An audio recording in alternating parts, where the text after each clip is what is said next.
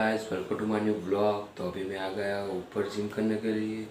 तो जिम करने के बाद नीचे जाएंगे और फिर हमारा डाइट लेंगे और फिर पढ़ने बैठेंगे।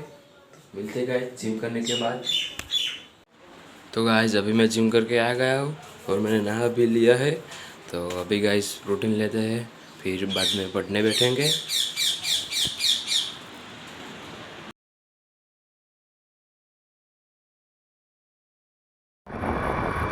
तो गाइस अभी हम जा रहे हैं पानी भरने के लिए।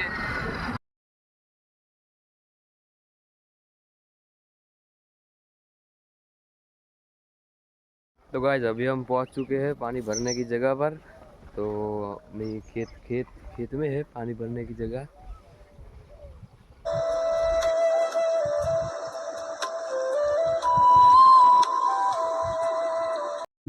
तो गाइस पढ़ने बैठा, कुछ समझ नहीं आया तो वापस बंद कर दी।